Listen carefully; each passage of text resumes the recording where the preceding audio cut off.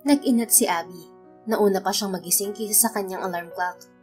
Oras na naman para sa maghapong vocal training. Malapit na pala ang birthday ko. Ani sa sarili nang makita ang date sa kalendaryo. Pero bakit pa ba siya excited? Wala namang kaganapan kapag birthday niya. Bumangon siya, inayos ang higaan at binuksan ng bintana. Nag-aagaw pa ang dilim at liwanag. Nang makapaghilamos ay isinuot niya ang salamin sa mata. Good morning, Abby.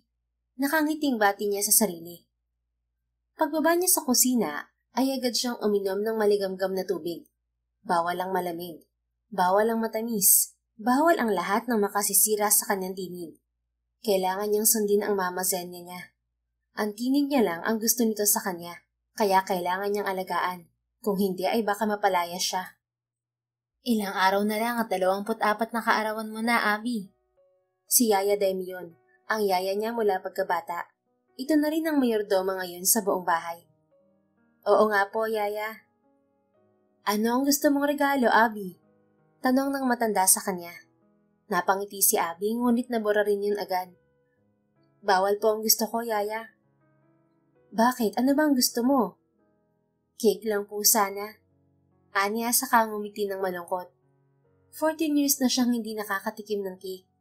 Mula ng 10 taong gulang siya ay pinagbawal na yun ni Mama Zenya dahil pumalya ang boses niya dahil sa cake.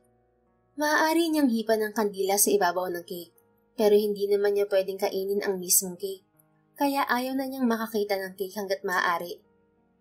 Yaan mo, ipagtatakas kita mamaya at dadalhin ko sa kwarto mo. Bulong sa kanya ni Yaya Demi. Yaya, wag na po, baka mahuli ka pa. Parang hindi mo naman kilala si Mama. Huwag na natin siyang galitin. Abay, birthday mo naman ah. Giit ni Yaya Demi. Kapag nagka-problema sa boses ko, magagalit po si Mama. Hindi ko naman malaman sa iyong bata ka kung bakit nagpapagamit ka sa ina-inahan mo. Mahal ka lang yan kapag may kailangan sa'yo. Hindi mo ba nakikita yun, Abby? Wala po akong ibang pamilya, Yaya. Siya lang at si ate. Ani Abby. Pinigilan niyang maiyak nang maalalang wala na ang kanyang mga magulang. Maagang pumanaw ang tunay niyang ina, ganoon din ang papa niya. Sina Mama Zenya at Ate Lia na ang pamilya niya ngayon. Isa pa, hindi ko naman kayang ginagawa ni Ate Lia, Yaya. Anong hindi mo kaya sa ginagawa niya? Boses mong ginagamit niya kapag may show siya. Yun siya, ghost singer ng kanyang stepsister, ni Lia Bonifacio, na isa sa mga pinakamanining na singer sa bansa. Wala namang problema yun kay Abby dahil may stage fright siya. Hindi niya kayang kumanta sa harap ng maraming tao. Masaya na siyang nakakakanta sa likod ng entablado. Masaya na siyang naririnig ang tinig sa radyo, TV, at kung saan-saang platforms. Ang pag-aaral mo, anong balak mo? Tanong pa ni Yaya Demi. Huminga ng malalim si Abby. Sa totoo lang ay hindi niya alam. Hindi niya kasi naipagpatuloy ang pag-aaral ng kolehiyo dahil ang gusto ni Mama Zenya ay mag-voice training na lang siya. At syempre, ayaw niyang madismaya ito kaya sumunod siya. Hindi sana ganoon kung nag-e-excel ang Ate Lia niya sa pag-arte. Ang usapan kasi nila ay hihinto na siya sa pagiging ghost singer kapag maayos na ang acting career ni Lia. Ngunit hindi pumatok ang mga pelikula nito. Wala tuloy siyang mapagpilian kundi ang umawit pa rin para dito. Baka kapag kumita ng susunod na pelikula ni Ate Lia, payagan na rin ako ni Mama na mag-aral, Yaya. Imbes ay sabi niya kay Yaya Demi. Umaasa ka talaga? Sarkastikong tanong ng ginang. Yaya, wala namang imposible eh. Malay natin, this time, hindi na mabash ang pag-arte niya. Optimistic niyang sabi. Hay nako, wish ko lang, Abby. Parang natatawa pang tugon ni Yaya Demi. Samantala, sa opisina naman ni Cyrus Valencia, ay bigla itong pinuntahan ni Franco, na isang sikat na producer. Gaya ni Cyrus, marami nang napasikat na personalidad si Franco sa larangan naman ng pag-awit. Kumusta, Boss Cyrus? Bati ni Franco sa kaibigan. Boss ka riyan. Natatawang tugon naman ni Cyrus. Ikaw ang boss dito, ano ka ba? Baka boss na masakit ang ulo. Napakamot na lang ng batok si Franco. Kaibigan ni Franco si Cyrus Valencia, na isa ng matagumpay na presidente ng isang talent agency. Magkasama sila noon sa gang. Naging controversial pa ang riot na kinasangkutan nila noon dahil sa biglaang viral na mugshot ni Cyrus Valencia at tinaguriang hot criminal si Cyrus noon dahil sa mugshot na iyon nang sila ay maaresto ng mga pulis. Pero agad din naman silang nakalabas sa kulungan noon sa tulong ng pamilya ng leader nila na si Victor. Isa pa ay wala naman talaga silang kasalanan. Nakikiawat lang sila noon. Si Victor talaga ang pasimuno sa riot na yon. Pero ang pagiging viral ng mugshot ni Cyrus ang nagbigay sa kanila ng oportunidad na magbagong buhay at maging matagumpay sa iba't ibang larangan. Salamat na lang at napakabait ni Cyrus dahil hindi sila nito iniwan sa ere noong sikat na si Cyrus at ganap ng instant celebrity at modelo. Binigyan sila ni Cyrus ng trabaho. Maliban kay Victor na tumakas papunta sa Amerika, ay sama-sama din ang tropa nila noon na nagbalik sa pag-aaral. Kasabay ng pag-angat ni Cyrus ay ang paghila rin nito sa kanilang iba pang miyembro ng gang na nais ng magbagong buhay. 5 taon na rin buhat nang mangyari ang riot. Gusto mo yan, di ba? Pamubos ka ni Cyrus sa kanya. Natawa si Franco at saka tumango para sumang-ayon. Gusto niyang ginagawa. Masaya siya sa pagpuproduce ng mga kanta. Mula nang palakihin ni Cyrus ang agency nito, ay nagtrabaho na siya sa ilalim nito. Naging music producer siya ng mga singer na ito ang nag-handle. Ang importante, masaya ka sa ginagawa mo. Ani pa ni Cyrus. Alam mo naman, kahit masaya tayo sa ginagawa natin, minsan kailangan pa rin nating magreklamo. Pabirong sabi ni Franco. Teka, ano na pala ang balita sa pag-recruit mo kay Lia Bonifacio? Patapos na ang kontrata niya sa LMI Music. Pero nahihirapan pa rin akong kumbinsihin siya. Ani Cyrus. Kahit hindi sila nagkakasundo ng big boss ng LMI? Nagtatakang tanong ni Franco. I have a feeling that she wants to do music on her own. Sayang, gusto ko pa naman siyang makatrabaho. Dahil ba maganda? Pabirong tanong ni Cyrus. Hindi. Natatawang sagot ni Franco. Isa siya sa may pinakamagandang tinig sa industriya. Hindi pa siya nakikipag-collaborate kahit kanino. For more than a decade, isa lang ang music producer niya. Malay mo, pumayag sa collaboration kung hindi talaga pipirman ng kontrata sa atin. Komento ni Cyrus. I hope so. Sige na, tapos na akong istorbohin ka. Paalam ni Cyrus kapagawan. Alam kong busy ka para sa debut album ni Monica. Ngumiti si Franco at tumango. Magre-report na lang ako sa iyo ng progress namin sa susunod na linggo. Sa bahay naman ni na Abby ay dumating ang tiyahin nilang si Apple na nag-handle kay Lia. May dala itong balita na hindi gaanong kagandahan. Imposibleng mababa ang skills, tita. Bulalas ni Lia sa tiyahing si Apple. May nakasalpak ni earphone sa mga tenga ni Abby, ngunit dinig na dinig pa rin niya ang boses ng kapatid. May pinapakinggan siyang kanta na ire-record para kay Lia nang biglang dumating ang kanyang kapatid kasama si Tita Apple. Nasa music room siya sa unang palapag ng bahay. Katabi lang yon ang kanyang silid. Hindi nakapinid ang pinto kaya madali lang para sa kanya ang makinig sa usapan ng mga taong nasa labas. I have to agree, Apple. Imposibleng maliit ang kinita ng digital album ni Lia. Ang Mama Zenia yon ni Abby. Kapatid ni Mama Zenia si Tita Apple. Anong gusto niyong gawin ko? Ayan ang number ng binigay ni Mr. Ignacio eh. Katwiran ni Tita Apple na siya ng manager ni Lia. Niloloko na tayo ng Mr. Ignacio na yan, Apple. Inis na wika ni Mama Zenia. I doubt it, Ate Zenia. So sinasabi mo bang humihina na talaga si Lia? Kaya nga gumagawa ako ng paraan para makahanap ng ibang way para mag-promote at kumita, hindi ba? Parang inis na rin si Tita Apple. Hindi na ganoong kaganda ang mga gawa ng music producer natin. Matanda na si Sir Arturo. Kailangan na natin ng batang-batang music producer na makaka-relate sa mga kabataan. Apple, alam mong hindi pwedeng alisin si Sir Arturo dahil may kontrata pa siya sa atin. Giit ni Mama Zenia. At kapag na-terminate siya, baka magsalita pa yun ng kung ano-ano laban kay Lia. He knows our secret, remember? Makasisiguro ka bang hindi siya magsasalita kapag hindi na kayo nag-renew ng kontrata? Tanong ni Tita Apple. Malaki ang damage na babayaran niya kapag ginawa niya yon. Pero mabuvoid ang usapan namin kapag tinerminate ko ang kontrata. Isa pa, ang pagkuha ng bagong music producer ay pagre-recruit na naman ng isang tao o isang team na nakakaalam ng sikreto ni Lia. Can I just retire from singing? I mean, I can act. Singit ni Leah. Naririnig mo ba ang sarili mo, Leah? Singhal ni Mama Zenia kay Leah. Kung ginalingan mo agad ng pag-arte 14 years ago, sa tingin mo ba'y hinihiram mo pa rin ang boses ni Abby ngayon? Kasalanan ni Abby to. Dahil sa sobrang ganda ng boses niya, yun ang tumatak sa mga tao. Galit na rin sabi ni Leah.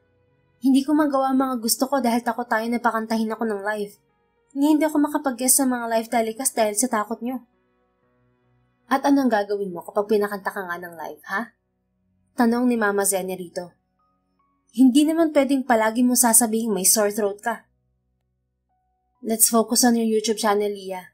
Parami na ng parami ang followers mo. Mas okay doon dahil nasa studio ka lang. Singit ni Tita Apple. Kung ayaw mo na magtrabaho under LMI Music, ako na ang bahalang makipag-usap kay Mr. Ignacio. Tinatawagan pa rin ako ni Cyrus Valencia. Imbes ay sabi ni Leah. Music producer niya ang nanalong Music Producer of the Year sa Music Awards last year. At sa tingin mo makakagawa kayo ng kanta nang hindi mo sinasabi sa kanya na sa loob ng 14 years, hindi mo boses ang nagpasikat sa'yo? You have to scrap the idea na makikipagtrabaho ka kay Franco Aleman. If I know, may gusto ka lang sa kanya. Panunupla ni Mama Zenia kay Leah. Tahimik lang si Abby habang nakikinig sa mga ito.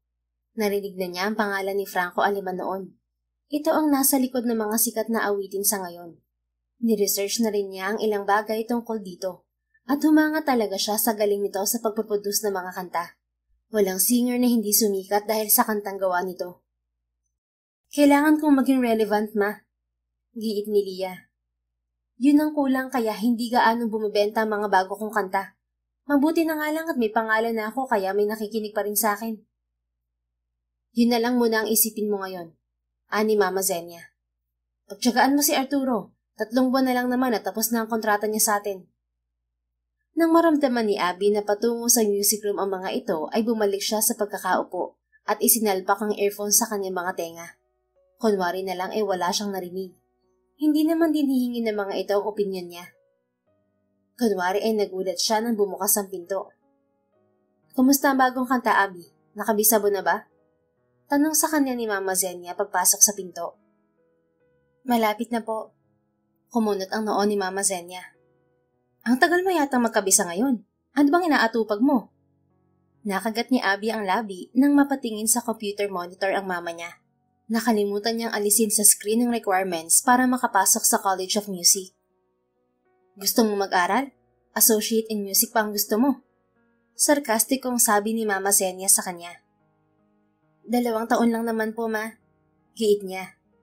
Tapos ay ano? Ipaparinig mo sa kanila ang boses mo? Galit na agad na tanong nito. Hindi lang naman po music performance yung sakop ng course. Giit pa rin niya. Pwede rin po akong matuturo ng composition. Parang mas okay po kung ako ang magpo-produce ng kanta ni Ate Leah. Doon lang tila nakapag-isip ang madrasta niya. Hindi lang ito, maging sina Leah at Tita Apple. Bakit nga naman hindi? Segunda ng Tita Apple niya. Agad na napangiti si Abby.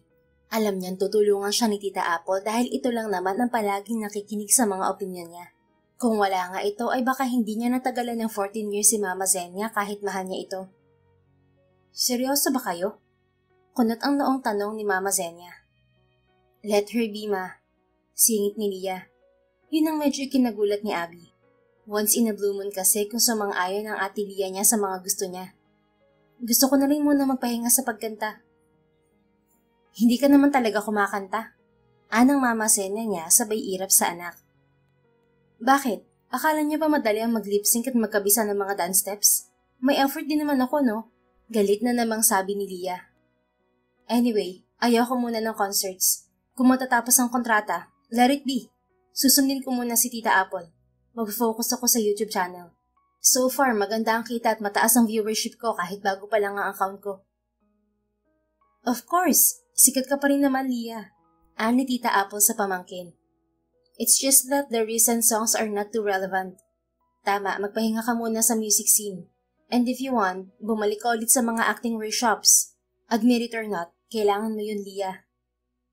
Fine. Content din naman yun, di ba? Right, ani Tita Apple. Since you're done taping for the movie, magpahinga ka rin muna. Pareho kayo magpahinga ni Abby. Hindi pa rin ako pumapayag na mag-aral si Abby ng Associate in Music. Giit naman ni Mama Zenya. Pero nararamdaman ni Abby sa tinig nito na madali na itong makukumbinsi ni Tita Apple. Birthday ni Abby ngayon. Yun ang irigalo mo sa kanya, ate. For the past 14 years, ngayon lang siya humiling sa'yo. Isa pa, magbe-benefit din naman dun si Leah. I don't know. Ani Mama Zenya saka nag-walk out. Sumunod si Leah rito. Si Tita Apple ay naiwan para patiin si Abby. Happy birthday, Abby. Yung regalo ko mamaya ko ibibigay sa'yo. Kakausapin ko muna ang mama mo. Huwag ka mag-alala. Gagawin ko lahat para pumayag siya. Salamat, tita. Tuwang-tuwang sabi ni Abby sabay yakap kay Tita Apple. You're welcome. Hintayin mo ako sa kwarto mo, okay? Ngiting-ngiting tumango si Abby. Nang matapos sa ginagawa ay nagpahinga na siya sa kanyang kwarto. Mahinang katok ang nagpabangon kay Abby sa higaan. Hindi pa siya nakakatugon ay dahan-dahan nang bumukas ang pinto. Ang Tita Apple ngayon. Maingat itong pumasok sa kanyang silid bitbit ang isang box. Para itong magnanakaw na takot mahuli. Shh! Sabi pa nito sa kanya. Ano po yan, tita? Pabulong na tanong ni Abby. Cake. Nakangising sabi ni Tita Apple. Natutop ni Abby ang kanyang bibig sa excitement. Huwag ka maingay at baka marinig tayo ng mama mong kontrabida. Mahinang sabi ni Tita Apple. Binuksan nito ang cake. Maliit lang yon. Junior size raw sabi ng Tita Apple niya. Nilagyan niyo ni Tita Apple ng kandila at mahina siyang kinantahan ng birthday song. Si Tita Apple lang at si Yaya Demi ang nakakaalalang pasayahin siya kapag birthday niya. Para roon ay kontento na siya. Mas maigi na yon kaysa wala. Matapos umawit ng birthday song, ay pinag-wish pa siya ni Tita Apple at saka hindi pa ng kandila. Happy birthday, Abby! Excited na bati ni Tita Apple, ngunit sa mahinang boses. At dahil birthday mo, paghahatian natin ang cake na to. Naglabas si Tita Apple ng mga kutsarang disposable. Natawa si Abby. Talagang ready ka, tita? Oo naman. Nabanggit kasi sa akin ni Yaya Demi na cake lang daw ang gusto mo ngayong birthday mo. Alam naman po nating bawal. Kapag nahuli tayo ni Mama ay matutulog daw siya, kaya huwag ka na mag-alala. Putol ni Tita Apple sa sasabihin niya. You deserve this. Tama na muna ang salabat at mga pagkaing walang lasa. Nakangiting tumango si Abby at inabot ang kutsara. Pinagsaluhan nila ni Tita Apple ang cake. Pakiramdam ni Abby ay nasa langit siya. Grabe, ang sarap pala talaga ng cake. Matagal mo lang hindi natikman kaya ganyan. Natatawang komento ni Tita Apple. Matapos nilang pagsaluhan ng cake ay umalis na rin ito at dinala ang bakas ng pinagkainan ng cake para walang anumang makita ang stepmother ni Abby. Nang mga sumunod na araw ay natupad din sa wakas ang pangarap ni Abby. Pakiramdam niya ay nakawala siya sa hawla sa unang araw niya sa universidad. Sobrang saya niya na kahit sinong makasalubong niya ay nginingitian niya. Marami mang rules and regulations ang Mama Zenya niya ay wala na siyang pakialam. Ang importante, makakapag-aral na siya. Hatid sunduman siya dahil ang unang rule ay bawal magbarkada ay walang problema kay Abby. Hindi naman din siya nag-enroll sa College of Music para magbarkada. Sa unang araw ng klase ay wala namang masyadong nangyari. Mas mahaba ang pakilala ng mga professor sa subject kaysa sa lesson proper. Abigail Manalo, right? Anang isa niyang kaklaseng lalaki nang palabas na siya ng campus. May driver na naghihintay sa kanya. Yes? Napansin ko lang napalabas ka na. Hindi ka attend sa acquaintance party natin? Hindi eh. Anang kaklase niya sabay kamot sa batok, kahit mukhang wala namang makatiroon. Ako nga pala si Randy. Randy Manyoska. Iniumang ng lalaki ang palad sa kanyang harap. Tinanggap yun ni Abby para hindi naman siya magmukhang bastos. Nice meeting you, Randy. Ingat ka sa pag-uwi, Abby. Ikaw rin. At tumalikod na si Abby at sumakay sa kotse na kanyang sundo. Mukhang may nabighani na agad sa'yo, anak. Panunod yun ni Mang Celso nang makasakay na siya sa sasakyan. Si Mang Celso ay driver pa noon ng papa niyang yumao na. Kayo talaga, Mang Celso, intrigero. Abay, totoo naman. Mukhang may gusto sa'yo yun. Sa unang araw ng klase, Manong, natatawang tugon ni Abby. Nangyayari naman yun. Ano ba ang tawag dun? Love at first sight? Napahalakhak si Abby. Magustuhan nga ang isang tao sa loob ng isang araw ay hindi na ako naniniwala, Manong. Sa love pa kaya? Kayo talaga. Ang mabuti pa umuwi na tayo at baka mapagalitan pa ako ni Mama. Sa mga sumunod na linggo at buwan ay naging abala na si Abby sa pag-aaral. Ang buong akala niya ay magiging madali lang sa kanya ang kursong kinuha dahil mahigit isang dekada na siyang may vocal coach. Ngunit hindi pala. Composition ang area of concentration niya. Iniiwasan niya ang pag-awit sa loob ng campus dahil yun ang utos ng mama niya. Kaya naman nang sabihan silang gumawa ng banda o choral, ay sa banda siya sumali para tumugtog ng gitara. Hindi ka ba talaga mag-audition para sa lead singer ng banda niyo? Tanong ng professor niya na si Miss Cleo Datuin. Miss Cleo, may stage fright po ako.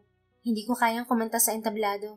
Hindi ako makakakanta kapag nasa akin ang focus ng lahat. Paliwanag ni Abby. Si Miss Cleo lang ang nakakaalam na kumakanta siya dahil na minsang iparinig niya rito ang isang komposisyong siya ang gumawa. How about going to a psychiatrist? I can see so much potential in you. May future ka sa songwriting at napakaganda ng tinig mo. May kaboses ka kang singer eh. Hindi ko lang ma-pinpoint. Umiling si Abby. Hindi po ako komportable na magpa-doktor. Social anxiety disorder can be cured, Abby. Magsabi ka sa akin kapag nagbago ang isip mo, okay? Thank you, Miss Cleo. Ayaw ko lang na masayang ang talento mo. Alam ni Abby na may social anxiety disorder siya. Nagmula yata iyon sa palaging pagsasabi sa kanya na bawal siyang kumanta sa harap ng maraming tao. 9 na taong gulang pa lang siya ay halos ikulong na siya sa music room para roon lang kumanta. Palagi siyang natatakot na may makarinig sa kanya dahil alam niyang maaapektuhan niyon si Ria. Para siyang magnanakaw na takot palaging mahuli. At kahit alam niyang kailangan niya ng therapy, ay hindi niya ginagawa. Wala naman siyang planong tumapak sa entablado para umawit. Huminga ng malalim si Abby at naupo sa isang sulok. Malapit sa hagdan ng entablado. Doon naganap ang audition para sa lead singer ng banda nila. Naiwan sila roon ni Miss Cleo at ngayon ngang umalis na ito ay mag-isa na lamang siya. Nang masiguro niyang walang tao ay sa kanya nilaro ang strings ng gitara. Kailangan niya yon para kumalma. Maya-maya pa ay hindi na niya napigilan ng umawit. Yun ang kantang isinulat niya, ngunit hindi pa tapos. Napahinto naman si Franco nang may marinig na tinig na umaawit. Hinahanap niya ang kaibigan niyang si Cleo. Galing siya sa faculty room ngunit wala ito, kaya naman nag-ikot-ikot muna siya sa campus. Sa music hall nang gagaling ang tinig. Maingat niyang binuksan ang pinto upang silipin kung sino ang umaawit.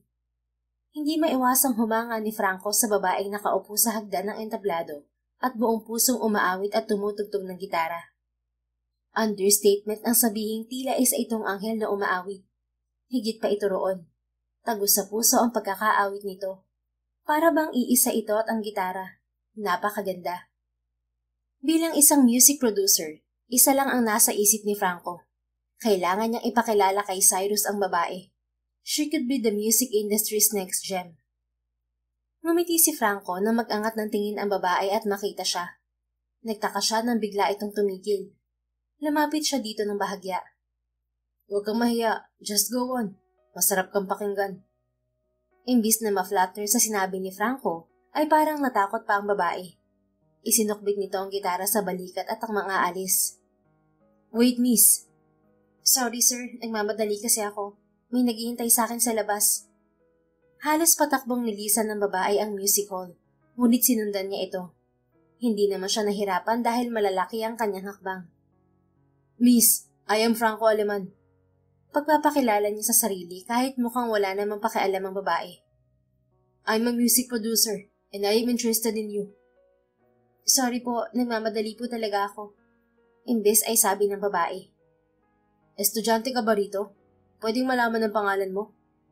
Hindi sumagot ang babae at mas binilisan pa ang paglalakad. Noon naman nila nakasalubong si Cleo. Hinarang nito ang babaeng hinahabol ni Franco. Abby, uuwi ka na? Nakangiting tanong ni Cleo sa babae na Abby pala ang pangalan. Yes, Miss Cleo. May naghihintay sa akin sa labas. Sige po, bye. Tumango si Cleo at noon lang napansin si Franco. Oh, Franco, narito ka lang pala. Kanina pa kita hinahanap. Dahil kinausap na siya ni Cleo, ay tuluyan nang nakaalis si Abby. Walang lingon-likod na lumabas ito mula sa campus. Estudyante mo yun, Cleo? Tanong niya kay Cleo. Oo, si Abby. Why? Nagtatakang tanong ni Cleo sa kanya. Narinig ko siyang kumanta. Excited na sabi niya sa kaibigan. Mahihirapan ka sa isang yun. Imbes ay sabi ni Cleo. Bakit naman? Kunot ang noong tanong niya. May stage fright siya eh. What? Oo, at sa tingin ko wala siyang planong i-consultahin sa psychiatrist. In denial ba siya? I don't think so. Alam nga niyang may stage fright siya eh. Mukhang ayaw niya lang gamutin. Alam mo naman kasi ang stigma sa mga tao kapag nagpa-check ang isang individual sa psychiatrist. Komento ni Franco. I don't know what's holding her back, Franco. Ani Cleo sabay buntong hininga. Sayang, napakaganda pa naman ng boses niya. At maganda rin siya. Siguradong may future siya, di ba? I agree. Ani Franco. Sobra. Malaki ang kikitain ng boses na yun. Nasa skills talaga agad ang utak mo, no? Natatawang komento ni Cleo. Advance ako mag-isip eh. Anyway, can you arrange a meeting for us, Cleo? Kayo ni Abby? Huwag mo nang gulatin ng estudyante ko. Alam mong may anxiety. Kanina nga'y mukhang tinakot mo na. Hindi ko naman siya tinatakot. Hindi lang ako basta maka-give up sa ganoong klaseng talento. I know, pero hindi ka rin matutulungan ng pagiging aggressive mo. Ang kailangan kay Abby, dahan-dahan lang. Malay mo ma-persuade nating magpa-therapy. Can you help me? Let me think about it. Nakangising sabi ni Cleo. Siguro pag-iisipan ko kung bibigyan mo ako ng VIP ticket sa concert ni Monica. Fan ka niya? Ang anak ko, ang bilis din ng pagsikat ni Monica ha? Kaya ko rin gawin yun kay Abby. Tigilan mo muna si Abby, Franco. Baka mawalan ng ganang mag-aral yun dahil sa'yo. Fine. Halika na nga. Malilate na tayo sa birthday party ng anak ni Cyrus. Oo nga pala. Munti ko na makalimutan. Ani Franco. Live-in partner ng dating kasamahan nila sa gang si Cleo. Si Paulo. 2 taon na ang nakakaraan ng pumanaw si Paulo dahil sa cancer. Naging panata na nilang magkakaibigan na kamustahin si Cleo ng madalas dahil yun ang bilin sa kanila ni Paulo bago ito pumanaw. Huwag ka muna mag-isip ng trabaho. Mag-enjoy muna tayo sa birthday ni Sian. Tumango si Franco. Tawagan mo na si Elise. Sabihin mo na dadaanan na natin siya. Si Elise ang 7 taong gulang na anak ni Cleo at Paulo. Okay. Ani Cleo na agad din siyang sinunod. Samantala, hanggang sa pag-uwi ay naiisip pa rin ni Abby ang naging engkwentro nila ni Franco Aleman. Napangiti siya nang maalala ang gwapong mukha ng lalaki. Kung sa ibang pagkakataon lang sana ay baka hindi siya umalis at kinausap pa ito. Isa si Franco sa mga iniidolo niya sa pagpuproduce at pagsulat ng kanta. Ang sabi nga ng marami, nagiging ginto ang lahat ng hinahawakan nito. Ganoon na ang imaheng nabuo ni Franco. Kahit ilang taon pa lang naman nang umiksena ito sa music scene. Parang masaya ka, Abby. Puna sa kanya ni Yaya Demi na kasabay niyang kumain. Masaya? Nagtataka niyang tanong. Abat na ang ngiti kang mag-isa. Anang ginang. May naalala lang po, Yaya. Baka naman ikaw ay nagnonobyo lang sa kolehiyo. Hindi po. Nakita ko lang ang idol kong music producer kanina sa campus. Pagkukwento niya. Yung bukang bibig ni Lia? Opo, nakangiti niyang tugon. Kaso may problema po eh. Pero wag niyo pong sasabihin kahit kanino. Oo naman, ano ba yun? Narinig niya pa akong kumanta. Hindi ko naman alam na naroon siya. Akala ko'y mag-isa lang ako sa music hall. Mukhang nagulat si Yaya Demi. Oh, anong nangyari? Nakilala ba niya ang boses mo? Parang hindi naman po. Mabilis niyang sagot. Pero parang gusto niya akong makatrabaho na hindi ko malaman. Hinabol niya po ako palabas ng campus. Ayaw mo ba? Tanong ni Yaya Demi. Baka hindi lang ako palayasin ni Mama Zenya. Baka itakwil na niya ako kung makikipagtrabaho ako sa iba. Pagkatapos ng lahat ng ginawa mo para sa kanilang mag-ina? Para sa amin naman pong 3 yun. Bakit? 50-50 ba kayo ni Lia sa sahod niya? Sarkastikong tanong ni Yaya Demi. Naisip namin tong bahay dahil kay Ate Lia, Yaya. Katwiran niya. Pero hindi mo pa rin nakukuha ang dapat na sa'yo, Abby. Hindi ko naman din po kayang kumanta sa harap ng maraming tao eh. Anya sa kayo mo ko. Kaya mo yan kung lalakasan mong loob mo, Abby. Napakagaling mong mga awit. Maniwala ka sa akin. Ano pinag-uusapan niyo? Parang seryosong-seryoso kayo. Si Mama Zenia yon. Hindi niya man lang napansin na papasok sa komedor ang madrasta niya. Wala po, Ma. Tungkol lang po sa school. Agad na sagot ni Abby. Ang balita ko ay ginagabi ka ng uwi dahil sa banda-banda na yan. Sermon na agad ni Mama Zenia sa kanya. Kailangan po yun sa klase namin. Siguraduhin mo lang na hindi ka kakanta sa banda na yan, Abby. Paalala ni Mama Zenia. Opo, Ma. Lead guitar po ako sa banda. Tumango ang kanyang madrasta at binalingan si Yaya Demi. Yaya, ipaayos mo ang kwarto ni Lia. Magva-vlog daw siya sa kwarto bukas. Sige po, Ma'am. Muli siyang binalingan ni Mama Zenia. Natatandaan mo pa ba ang lahat ng bilin ko sa'yo? Opo, Ma. Isa lang naman ang mahigpit kong pinagbabawal. Bawal kang kumanta. Ang ibang rules kayang-kaya mo nang gawin. Tandaan mo rin, maging disiplinado ka sa pagkain. Bawal ang malamig at matamis. Yes, Ma. Hindi ko po kinakalimutan. Pagkatapos ng course mo, babalik na agad kayo ni Lia sa trabaho. Ang pangako mong pagpuproduce ng kanta, wag na wag mo akong bibiguin, Abby. Yes, Ma. Yun lang at lumabas na mula sa komedor ang mama niya. Napahinga na lang siya ng malalim. Hindi man lang talaga nito kinumusta kung okay ba siya sa eskwela. Natulala ka na riyan. Sita sa kanya ni Yaya Demi. Nag-e-expect ka pa ba ng ibang sasabihin ng mama mo? Umiling si Abby. Ang isipin mo na lang, anak, ang mahalaga ay pumayag siyang mag-aral ka. Opo, Yaya. Yun naman din talaga ang palagi kong sinasabi sa sarili ko. Basta ako, narito ako para sa'yo. Ganoon din si Ma'am Apple. Agad na napangiti si Abby. Salamat, Yaya. Mabuti na lang talaga at nariyan kayo ni Tita Apple palagi. Sa pagdaan ng mga araw ay nagpapasalamat si Abby dahil hindi nga siya pinapakialaman ng mama niya sa kanyang pag-aaral. Yun nga lamang, sadyang mahirap magpigil sumali sa mga bagay na may kinalaman sa pagkanta. Wala ako nagustuhan sa lahat ng nag-audition na vocalist. Ani Atasha, ang drummer ng banda ni na Abby. May magagaling naman, komento ni Venice, ang pianist nila. Alam ba din niyang may nire-recommend si Miss Cleo? Nakangising sabi ni Chloe, ang kanilang bassist. Sino? Tanong ni Taylor na kanilang rhythm guitarist. Kompleto na talaga ang banda nila maliban na lang sa vocalist. Kung hindi sana masyadong choosy ang mga ito, marami namang pagpipilian sa mga nag-audition. Humuso si Chloe patungo sa kanya. Nanlaki ang mga mata ni Abby. Ako? Tanong niya habang nakaturo sa sarili. Nakangising tumango si Chloe. Iparinig mo na sa amin ang boses na yan para makaarangkada na tong banda na to, Abby. Hindi ako kumakanta. Nagkakandaotan niyang tugon. Ano pala ang narinig ni Miss Cleo? Multo. May stage fright ako. Iba na lang ang kunin niyo. Hindi ka naman mag-isa. Kasama mo kaming lahat, oh. Pangungumbinsi ni Taylor sa kanya. Hindi ako pang front woman, girls. Pasensya na kayo. Nakangiwing sabi ni Abby.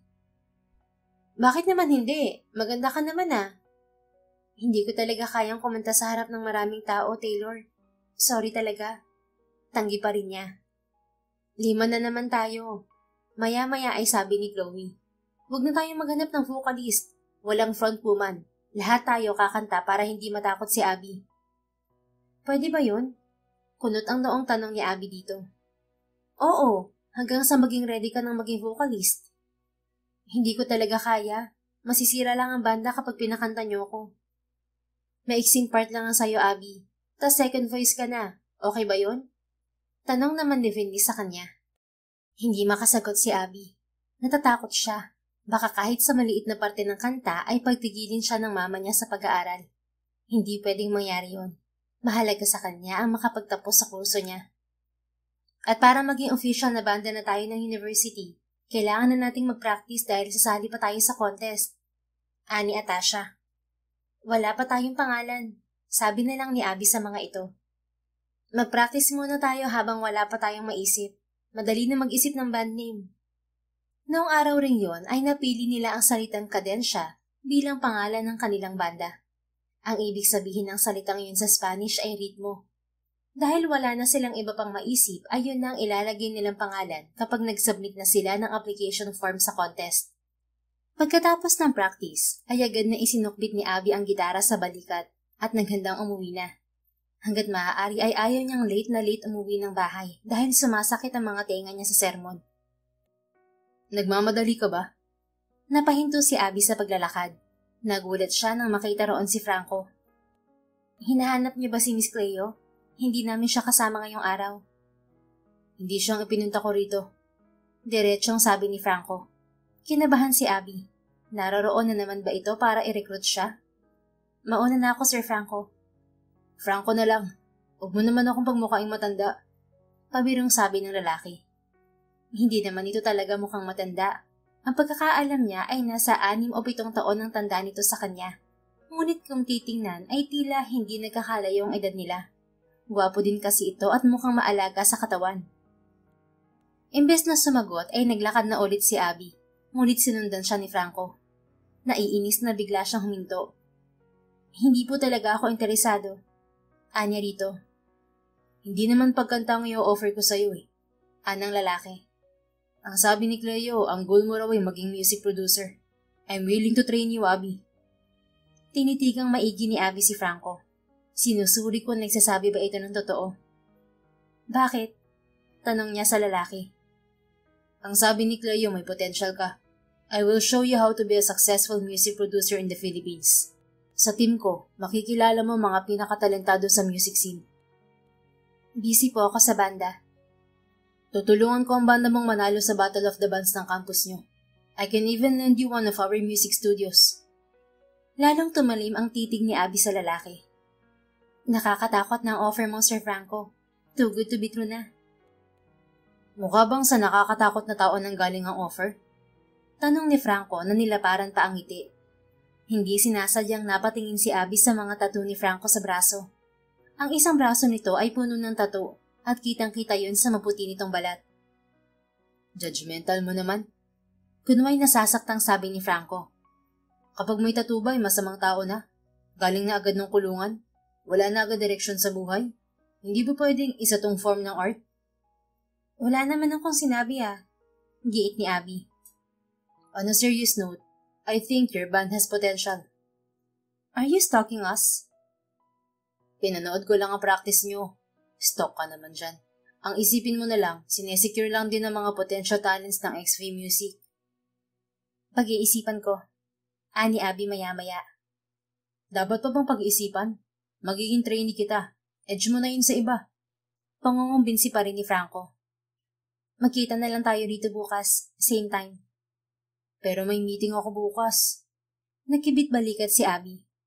Kung ganon, hindi ko na pag-iisipan ang offer mo. Napailing si Franco. Pero kapag nakarating ako rito bukas, wala kang ibang isasagot kundi oo. Deal? Hindi ba ako lugi ron? Ang pagmimitingan namin bukas ay ang concert ni Monica. Sa tingin mo, sino sa atin ang lugi? Okay, deal. Kinabukasan, pagkatapos ng practice, ay pinaikot ni Abby ang tingin sa buong music hall. Hindi pa niya nakikita miski ang anino ni Franco. Mukhang naging sobrang abala nito sa meeting para sa concert ni Monica. Siyempre, si Monica ang uunahin niya. Anya sa isip. May hinahanap ka? Tanong ni Atasha. Wala. Anya sa kangumiti. Paano? Mauna na ako sa inyo Sige na, Cinderella. Baka hinahanap ka na sa inyo. Pabirong sabi naman ni Chloe. Sanay na siya sa ganoong tawag sa kanya. Palagi kasi siyang nagmamadaling umuwi at dapat on time. Hindi naman niya sinasabi sa mga ito kung bakit. Nagmamadaling lumabas na si Abby mula sa music hall. At hindi niya alam kung saan nanggaling ang tuwa sa puso niya nang makita si Franco na papalapit sa kanya. Akala ko di ka abot. Sabi pa ng lalaki. Hindi nakasagot si Abby. Pinigilan din niya ang tangkang pagngiti ng kanyang mga labing tila may sariling isip. Paano ba yan? Mula ngayon ay trainee na kita. Ngiting-ngiting sabi ng lalaki. Ngiting tagumpay ito. Hindi pa. Sagot naman niya. Anong hindi pa? May deal tayo kahapon Hindi pa ngayon. Bukas na lang. Naghihintay na ang sundo ko sa labas. Natawa si Franco. Ganun ba? Halika na, ihahatid na kita sa labas. Sinamahan siya ni Franco habang naghihintay kay Mang Celso. Ilang beses nang sumilip si Abby sa wristwatch. Hindi usual kay Mang Celso ang malate. Palaging ito ang naghihintay sa kanya.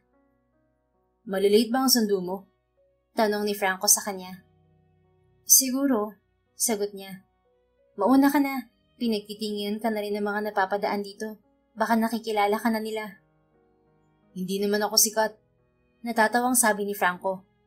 Hintayin na natin ang sundo mo, Abby. Siya nga pala, bago ko makalimutan. I-save mo na ang number ko. Tumango si Abby at inilabas ang cellphone. Tinawagan niya ang numerong ibinigay ni Franco pagkatapos. I-save mo na lang din ang number ko. Sure. Nakangiting sagot ng lalaki. Hindi nagtagal ay dumating na si Mang Celso. Hingi ito ng hingi ng pasensya dahil naflatan daw ng gulong. Okay lang yun, Manong. Nakangiting sabi ni Abby. Mukhang masaya ka naman kasamang kausap mo habang naghihintay sa akin. Panunokso sa kanya ng matanda nang umandar na ang sasakyan. Manong, ang intrigero niyo talaga. Sabi naman niya rito. Abay, ano naman ang masama kung magnonobyo ka? Tumatanda ka na, anak. Saka na po yun. Focus muna ako sa pag-aaral. Isa pa, hindi naman manliligo yung kasama ko kanina. Sabi niya kay Manong Celso kung sino si Franco. Abay, idolo mo pala yun eh. Opo, pero hindi ko sinasabi sa kanya. Anya sa kana pahagik-hik. Bakit naman, anak? Baka po lumaki ang ulo. Nagkatawanan sila. Manong, mula bukas training na ako ni Franco. Baka pumunta po ako ng XV Music. Pwede po bang wag niyo akong isumbong kay Mama? Baka po kasi pag nalaman niyang nagpupunta ako sa isang music company ay patigilin niya ako sa pag-aaral. Oo naman, ako ang bahala sa'yo. Kapag malilate ka ng uwi, magsabi ka rin sa akin para makakagawa agad tayo ng palusot sa mama mo. Salamat po, Manong. Kinabukasan ay nadatnan ni Abby na ng mga problema ang kanyang mga kabanda. Gagamitin na raw ang music hall para sa school activities. Ani Chloe sa lahat ng miyembro ng banda nila. At para fair sa lahat ng bandang sasali sa Battle of the Bands, bawal manghiram ng music room sa campus. Paano tayo nito? Tanong ni Atasha. Hindi pa naman pwede sa amin. Allergic sa ingay ang mga kapitbahay namin. Lalo naman sa amin, ani Venice. Hindi nga alam ng tatay ko na nagbabanda ako. Ang gusto nun magteatro ako. Sandali, may alam ako kung saan tayo magpa-practice. Ani Abby sa mga kabanda. Agad na nagnitian ang mga kabanda niya. Tinawagan ni Abby si Franco. May kailangan ka, no? Bungad ng lalaki nang sagutin ang tawag ni Abby. Busy ka ba? Pina-friend din niya ang tinig. May kailangan ka nga. Natatawang tugon ni Franco. Bawal na kasi kami mag-practice sa music hall. Baka lang kasi pwede kami sa'yo. Sige, ipagre-reserve ko kayo ng studio. Anong oras kayo pupunta? Mabilis na tugon ni Franco. Wala na kaming gagawin after lunch. Okay, 2 p.m.? Okay na ba yun? Sige. Excited niyang sagot. Thank you. No worries. See you later. Imbes ay sagot nito. Napangiti si Abby. Ewan niya ba kung bakit na-excite siya sa isiping makikita niya si Franco sa araw na yon. Girls, may studio na tayong magagamit. Excited na pagbabalita niya sa mga kabanda. Saan? Tanong ng mga ito. Sa XV Music. Pabulong na sabi niya sa mga ito. Halata ang pagkagulit sa mukha ng kanyang mga kabanda. Prank ba yan, Abby? Nanlalaki ang mga matang tanong ni Chloe. Hindi nga, seryoso? Ganoon din ang reaksyon ni Taylor. Seryoso, 2 p.m. daw. Pwede na tayo mag-practice ron. OMG! Sabay-sabay na tili ng mga kabanda niya. Pagsapit ng hapon ay naghanda na ang buong banda ni Abby para magpunta sa studio ni Franco. Para silang mga first-timers sa syudad nang makarating sila sa XV Music. Kulang na lang ay kuhanan nila ng litrato ang lahat ng bahagi ng building. Welcome to XV Music. Salubong sa kanila ng isang lalaki na marahil ay roon nagtatrabaho dahil may suot itong ID. I'm Sean. Pagpapakilala ng lalaki. Ang sabi ni Sir Franco ay samahan ko muna kayo habang nasa meeting siya. Franco? As in, Franco Aleman? Excited na tanong ni Atasha. Yes, nakangiting tugon ni Sean. Sumunod kayo sa akin papunta sa studio. Habang nakasunod sila kay Sean, ay walang tigil sa katatanong ang mga kabanda ni Abby kung paano niya nakilala si Franco. Trainee niya ako. Simpleng sagot niya. Trainee? Akala ko ba ayaw mong kumanta? Tanong ni Atasha. Hindi para maging singer, kundi para maging music producer. Wow! Sabay-sabay na pagre-react ng mga kabanda niya. Hindi talaga tayo nagkamali ng kabanda. Pabirong sabi ni Taylor. Iba talaga ang circle nitong si Abby eh. Ganyan ba talaga kapag mayaman? Sabi naman ni Chloe. Mayaman? Natatawang tanong niya rito. Oo, hatid sundo ka ng driver eh. Bihira sa university ang disundo, tanging mayayaman lang. Hindi ako ang mayaman, ang mama at ate ko. Bale walang tugon niya. Ganon din yun, Abby, mayaman ang pamilya mo. Eh di mayaman ka na rin. Hindi na lang sumagot si Abby dahil hindi naman din niya alam kung paano ipapaliwanag sa mga ito ang sitwasyon niya. Muli ay namangha sila pagpasok sa studio. Nararamdaman na ni Abby na gaganda ang tunog ng mga instrumento nila sa lugar na yon. Agad na nag-assemble ng gamit ang mga kabanda niya. Hindi ba mapapadaan si Cyrus Valencia dito? Malay niyo ma-discover tayo. Pabirong sabi ni Chloe. Hindi pa nga natin perfectong piyesa natin eh. Basag naman ni Atasha sa pangarap ni Chloe. Kapag napadaan siya ngayon, dadaanan niya lang talaga tayo. Palitan kaya natin ng areglo? Tanong ni Abby sa mga ito na sinang-ayon na naman ng lahat. At naging abala na sila sa mga sumunod na oras. Mas naging espesyal ang tunog ng piyesa nila nang baguhin ni Abby ang areglo. May future ka nga sa pagpuproduce ng music, Abby. Komento ni Atasha habang nagpapahinga sila. Halos buong buhay ko ba naman sa musika umiikot? Anya, nasa ganoon silang kwentuhan nang dumating si Franco. Na starstruck naman ang mga bandmates niya. Kamusta ang practice nyo? Nakangiting tanong ni Franco sa kanila. Pakiramdam po namin ay professional artist na kami. Pabirong sagot ni Taylor. Ang ganda po ng tunog dito, sabi naman ni Atasha. Do you mind me watching your practice? Tanong ni Franco. Ay, okay lang po. Okay na okay. Energetic na sagot ni Chloe. Ang mga kabanda ni Abby ay talagang ginalingan kahit practice lang yon. Nagpapakitang giles kay Franco. Gusto talagang ma-discover ng mga hitad. Natatawa na lang sa isip si Abby. Mukhang hindi na ninyo kailangan pang sumali sa contest. Masyado kayong magaling para ron. Pambobola sa kanila ni Franco. Kapag lumaki ang ulo namin, hindi na kami magpa-practice. Pabirong sabi ni Abby sa binata. Hindi naman pwede yun. Kapag magaling na kayo, ang dapat niyong gawin ay paghusayin pa ang sarili niyo. Kapag nakontento na kasi kayo sa ganyan, hindi na kayo mag-i-improve. Seryosong tugon ni Franco. Alam po namin. Natatawang sabi ni Abby sa lalaki. At alam din namin may igaganda pa ang piyesa na to. At dahil dyan, pwede ba kami mag-practice ulit dito bukas? Kulang na lang ay mag-beautiful eyes pa si Abby. Walang problema. Pero may iiwan ka rito ngayon at may training ka pa. Fine. Ang mga bandmates niya ay umuwi na, ngunit naiwan si Abby. Sa recording studio sila dumiretso ni Franco. Si Monica ang nagre-record ng sandaling yon. Nagtatakang itsura nito nang mapansin siya. Ganoon pa man ay nagpatuloy ang recording nito. Minsan tumatagal talagang recording. Maraming kailangang i-edit. Bulong sa kanya ni Franco. I know. Nakangiting bulong niya rin dito. Pagdating sa recording ay sanay na si Abby. Mahigit 1 dekada na niya itong ginagawa. Mas interesado siya sa pagsusulat ng kanta. Yun kasi ang hindi niya nagagawa noon. How did you know? Curious na tanong ni Franco. Secret, anya sa lalaki sabay ngisi. Silly.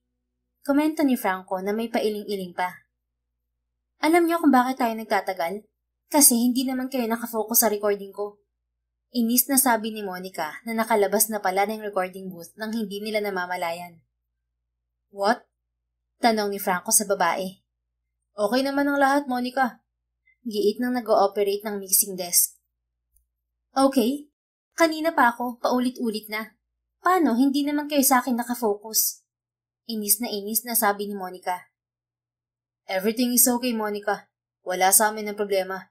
Pinoproseso lang namin ang sound dito. Kung paulit-ulit na tayo, baka ikaw ang hindi nakafocus. Kalmadong sermon ni Franco rito. Hindi makasagot si Monica. Wala itong magawa kundi magsimangot na lamang.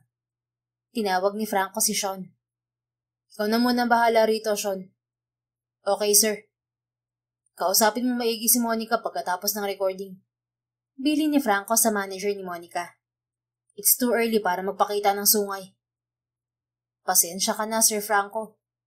Tumango lang si Franco sa tauhan at hinila na si Abby palabas ng recording room. Pasensya ka na. Nakita mo pang ganoong side ni Monica. Minsan talaga pasaway ang isang yun. Wala yun. Ganyan naman ang mga artist kapag sikat na. Bali walang tugon niya. Ganoon na ganoon ang ate Lia niya. Gusto mo ba munang kumain? Ihahatid na kita pagkatapos. Hindi na. Susunduin naman ako ni Mang Celso. Babalik na lang siguro ako sa campus. Dito ka na magpasundo. Suwestyon ni Franco. Ganoon na nga ang ginawa ni Abby. Habang naghihintay sila ay napansin ni Abby ang isang food park sa tapat ng building. Halika na, kumain na tayo. Ni Franco sa kanya. Wag na. Sigurado akong ipinagtabi ako ni Yaya Demi ng pagkain. Ayoko naman siyang madisappoint. Hindi naman siguro. Huwag ka na lang magpakabusog para pwede ka pang kumain sa bahay. Giit ni Franco. Nahila siya nito patawid sa food park. Sa isang Korean stall sila bumili ng pagkain dahil gusto ni Abby ng fish cake. Ang sarap naman ito. Excited na sabi ni Abby nang matikman ng fish cake. Mahilig ka pala sa Korean food, Abby. Nakangiting komento ni Franco. Oo, dahil sa kakanood ko siguro ng Korean series. Bali wala niyang tugon. Pero curious ako, bakit ayaw mo magpahatid sa bahay niyo? Bigla ay tanong ni Franco. Alam ko namang busy kang tao. Palusot niya. Alam kong hindi yun ang dahilan, Abby. Ang totoo, mapapagalitan ako ng mama ko kapag nalaman niyang may iba akong ginagawa maliban sa pag-aaral. Pagkakwento niya. Ganoon siya kahigpit sa'yo? Tumango si Abby. Yung pagbabanda ko nga, ayaw niya eh. Pinilit ko lang. Pero musika ang pinag-aaralan mo. Dapat ay ina-expect na niya mga ganitong bagay. Nangako kasi akong magiging isa akong magaling na music producer para ako na magpo-produce ng kanta ng ate ko. Nangako akong bibigyan ko siya ng magandang kanta pagkatapos ng course ko. Kung hindi yun ang focus ko, baka patigilin ako ng mama ko sa pag-aaral. I don't get it, Abby. Kunot ang noong sabi ni Franco. So, pinapayagan ka lang na mag-aral para sa kapakanan ng kapatid mo? Hindi agad nakasagot si Abby dahil parang ganoon nga. Siyempre ay para sa akin din. Aniya kapag gawan. Nag-aaral ako para sa sarili ko rin. Marami akong matututunan sa university. Kung gagawan mo ng kantang kapatid mo, ibig sabihin ba nun na singer siya? Tanong na naman ni Franco. Bakit ang dami mong tanong, Franco? Dahil gusto kitang makilala. Agad namang sagot ng lalaki. Hindi mo kailangan makilala ang pamilya ko. Salamat na lang talaga at biglang dumating si Mang Celso. Ito ang savior niya. Pakiramdam niya ay anumang oras ay mabubuking na kasi siya ni Franco.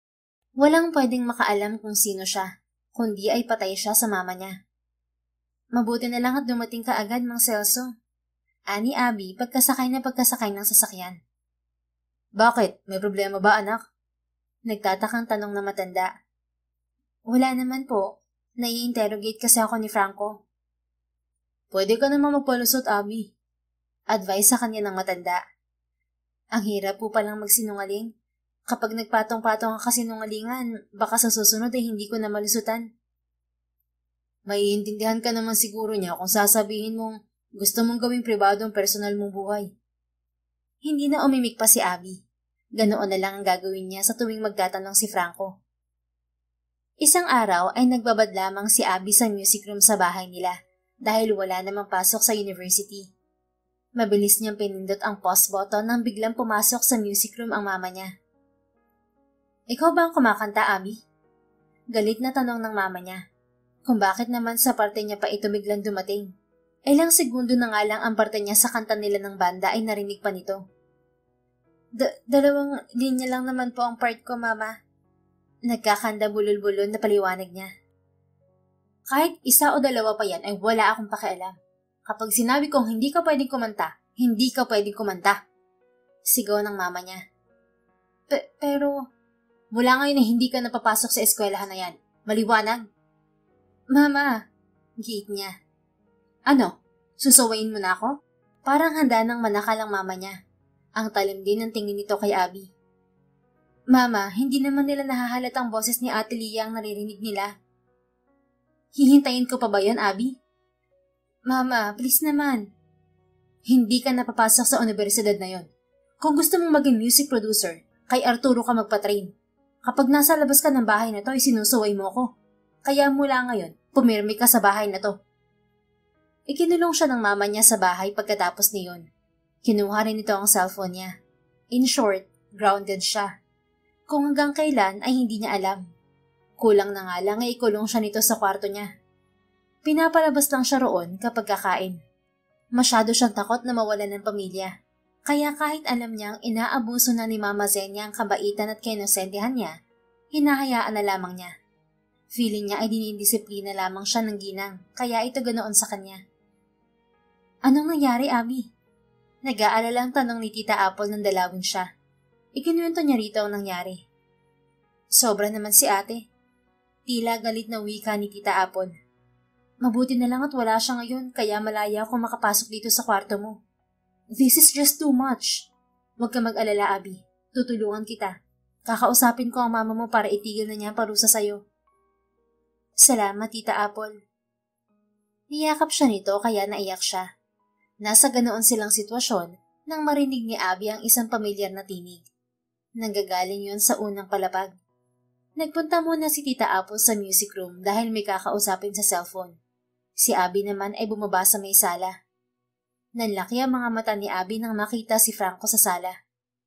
Anong ginagawa mo rito? Hinahanap ka. Hindi ka raw pumapasok sa campus. Mag-iisang linggo na. Nakapatay rin ang cellphone mo kaya pinuntahan na kita.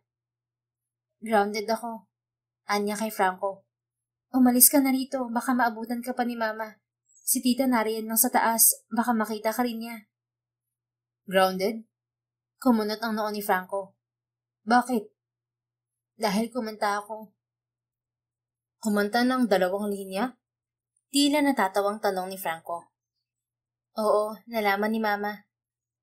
Pinagbabawalan kanyang kumanta? Lalo nang nagtaka si Franco. Natutop ni Abby ang bibig. Bakit niya yun sinabi? Sa sobrang kagustuhan niyang umalis na si Franco, ay nasabi niya rito ang totoo. Abby, pinagbabawalan ko ba niyang kumanta? Tanong ulit ng lalaki. Franco, umalis ka na. Baka abutan ka pa nun. Please, mas lalo lang ako malalagot kapag nalaman niyang pumasok akong trainee mo. Natatakot niyang sabi sa lalaki. Aalis ako, pero iiwan ko tong phone ko sa'yo. Mag-uusap tayo ng masinsinan mamaya, Abby. Ano bang sinasabi mo, Franco? Marami akong itatanong sa'yo. Iniabot ni Franco sa kanya ang cellphone nito. Seryoso ka ba? Tanong niya sa lalaki habang nakatingin sa cellphone na inaabot nito. Oo, Abby. Tugon nito. 112092. Ha? Password ng cellphone ko yun. Tatawagan kita mamaya. Para saan? Anya, saka nag-iwas ng tingin kay Franco. Para maipaliwanag mo sa akin kung anong nangyayari sa bahay na to. Tatawag ako ng 10:00. Hintayin mo, okay? Agad na ring umalis si Franco pagkatapos. Eksaktong pag-alis nito ay bumaba si Tita Apple. Sino yun? May narinig akong boses ng lalaki. Tanong ni Tita Apple. Kaklase ko po. Pagsisinungaling niya. Hindi ko nga po alam kung paano niya nalaman tong bahay namin. Nagtataka po siya kung bakit hindi ako pumapasok. Napailing si Tita Apple. Huwag mo nang sabihin sa mama mo na may bisita kang dumating. Sasabihan ko rin ng mga kasambahay. Lalo kang pagagalitan nun kapag nagkataon. Salamat, Tita. Sige na, magpahinga ka na. Huwag ka na rin masyadong mag-isip. Gagawin ko ang lahat para makumbinsi si Ate Zenia na pabalikin ka na sa eskwelahan. Pangako ni Tita Apple. Eksaktong 10:00 ng gabi ay nag-vibrate ang cellphone na iniwan ni Franco. Agad yung sinagot ni Abby sa mahinang boses. Kapag nahuli ako, lalo akong malalagot, Franco. Anya sa binata sa kabilang linya saka nagbuntong hininga. Bakit ayaw kang pakantahin ng mama mo, Abby? Imbes ay tanong ng lalaki. Ang ganda-ganda ng boses mo. Kahit sinong magulang ay susuportahan ng anak na may ganyang klaseng talento. Hindi ko siya totoong ina. Pag-amin ni Abby. Stepmother? Oo. Bata pa lang ako nang pumanaw ang totoo kong ina. Pagkatapos ay nakilala ni Papa si Mama Zenia. Unfortunately, ilang taon pa lang sila nagsasama ay pumanaw ang Papa ko. In short, ulila ako at ang tanging pamilyang matatawag ko ay si Mama Zenia at anak niya sa una. Anak niya na si Leah Bonifacio? Nanlaki ang mga mata ni Abby. Hindi siya makasagot. Tama ako kaya hindi ka makasagot, Abby, no? Paano mo nalaman? I did some digging. Pamilyar kasi ang bahay mo. Tapos naalala kong nakita ko na yun sa isang video. At yun nga, nakita ko ng bahay na yun sa isang vlog ni Leah Bonifacio. Anyway, hindi naman yun ang issue eh. Ang gusto kong malaman ay kung bakit ayaw kang pakantahin ng mama mo. Ani Franco. Hindi ko pwedeng sabihin sa'yo, Franco. Kung sasabihin mo sa akin ay baka matulungan kita. Matulungan saan? Matulungan kitang kumanta sa harap ng maraming tao. Sosolusyonan natin ang stage fright mo. Sandali, totoo ba yun? O sinabi mo lang yun dahil pinagbabawalan kang kumanta? Totoo yun. Then I will help you, Abby. Hindi ko kailangan ng tulong. Hindi ko gustong kumanta sa harap ng maraming tao, Franco. Bakit? Hindi mo na kailangang malaman pa. Sagot ni Abby. Malalaman ko rin naman kapag nagpa-imbestiga ako. At bakit mo yun gagawin? Naiinis na tanong ni Abby dito. Wala kang karapatang gawin yan, Franco. Hindi ako nanghihingi ng tulong sa'yo. Hindi ko nga alam kung bakit mo pinipilit ang gusto mo. Ayaw kong kumanta. Hindi mo ba naiintindihan yun? Hindi yun ang nakita ko nung unang beses kitang makita at marinig na kumakanta, Abby. Hindi rin yun ang naririnig ko kapag nakikita kitang nagpa-practice ng maigi para sa banda mo. Kahit na maliit lang naman ang parte mo at halos second voice na lang ang ginagawa mo. Ang dedikasyon mo sa paggawa ng magandang musika ang dahilan kung bakit kita kinukulit. Pwede mong sabihin sa akin ayaw mong kumanta, pero hindi yun ang sinasabi ng kilos mo, Abby. Hindi ako pwedeng kumanta. Anya saka umiyak. Kung paano siya napahagulgol ng hindi maingay ay hindi niya alam. Sa unang pagkakataon sa buhay niya, ay inamin niya sa sariling nais din niyang umawit sa harap ng iba. Nais niyang gamitin ang sariling tinig para sa sarili niya. Abby, hindi ako pwedeng kumanta, Franco. Anya sa pagitan ng paghikbi. Hindi ako pwedeng kumanta sa harap ng marami, kahit matanggal pa ang stage fright ko. Bakit? Dahil ginagamit ni Ate Leah ang boses ko. Anya, sa kauna-unahang pagkakataon, may pinagkatiwalaan siya ng pinakamalaking sikreto ng buhay niya. What? Please, Franco, keep that secret from me. Ayaw ko mapahamak ang ate ko. I trust you. No worries, Abby. Your secret is safe with me. Pero tutulungan pa rin kita. Anong ibig mo sabihin? Basta, just be ready, okay? I promise tutulungan kitang makawala sa sitwasyon mong yan. From now on, I want you to trust me and don't mind other people. Hindi makatarungan ang ginagawa nila sa'yo. Mahigit 1 dekada ka na nilang ginagamit, and yet sila pa rin ang iniisip mo, Abby. But this time, gusto kong sarili mo naman ang isipin mo. Kinabukasan ay galit na boses ni Mama Zenia ang gumulantang kay Abby. Hindi na nagulat ang dalaga nang marinig din ang boses ni Franco sa labas ng gate nila. Ito ang sinasabi ni Franco kagabi. Sino ka para magpumilit na pumasok sa pamamahay ko, ha? Dinig ni Abby na galit na tanong ni Zenia kay Franco. Si Abby lang naman po ang gusto kong makausap. Giit ni Franco. Walang Abby rito. Imposible po yun. Giit pa rin ni Franco. Galing lang ako rito kahapon. Nakausap ko siya. Umalis ka na rito at malapit na ako magpatawag ng pulis. Nakaka-eskandalo ka na. In case you don't know, may isang sikat na tao na nakatira rito. Hindi ako aalis dito hanggat hindi niyo pinapalabas si Abby. Wala ngang Abby rito. Pagmamatigas ni Zenia. Nagkita nga po kami ni Abby rito kahapon. Imbes na sagutin si Franco ay tumawag ng security si Zenia. Kapag hindi pa rin ninyo siya mapaalis, tumawag na kayo ng pulis. Sige po, Mrs. Tumawag na kayo ng pulis. Kapag nalaman ng media na nasa police station si Franco Aleman, siguradong dadagsain ako ng reporters. Eksakto at may gusto rin akong sabihin. May kilala akong singer na mula umpisa, hindi niya sariling boses ang ginagamit kapag kumakanta. Pagbabanta ni Franco sa ginang. Nakita niya kung paano ikinuyom ni Zenya ang mga kamao. "Who the hell are you?" Sigaw nito. Ako po si Franco Aleman. Pagpapakilala niya sa sarili. Music producer sa XV Music. "I know you. What do you want from us, Mr. Aleman?" Sa inyo po wala. Si Abby lang ang gusto kong makausap. "Sige, pumasok ka na." Napilitang sabi ni Zenya. Nang makita niya si Abby sa loob ng bahay, ay agad niya itong niyakap. Ready ka na? Tanong niya. Tumango si Abby. "Anong pinag-uusapan ninyo?" Tanong ni Zenya. "Sasama na po ako kay Franco, Mama." Ani Abby. "Anong pinagsasasabi mo riyan, Abby?" Sigaw na naman ni Zenya. "Magsasama na po kami, Mama." "Hindi. Hindi pwede." Tanggi ni Zenya at kulang na lang ay hilahin nito si Abby palayo kay Franco. "Mama, hindi mo ko pwedeng ikulong dito habang buhay." "Yan na nga bang sinasabi ko? Ang sabi mo ay pag-aaral lang ang atupagin mo. Pero anong inuna mo? Ang paglandi? At sa lalaking yan pa." Kaunti na lang at uusok na ang ilong ng ginang. "Sorry po, Ma." "Hindi pwede, Abby." "At bakit po hindi pwede? Hindi mo na ako pwedeng diktahan pa, Ma. Kasal na ako." Ani Abby. Halos himatayin si Zenya sa narinig. Siyempre ay kasinungalingan lang ang lahat ng yon. Pinag-usapan nila ni Abby na para wala nang magawa ang mama ng dalaga at sa pag-alis nito sa poder ni Zenya, ay magpanggap silang palihim na nagpakasal. Ang singsing nga ay pasimple niyang isinuot kay Abby nang salubungin siya nito kanina. "Abigail!" Gigil na sigaw ni Zenya.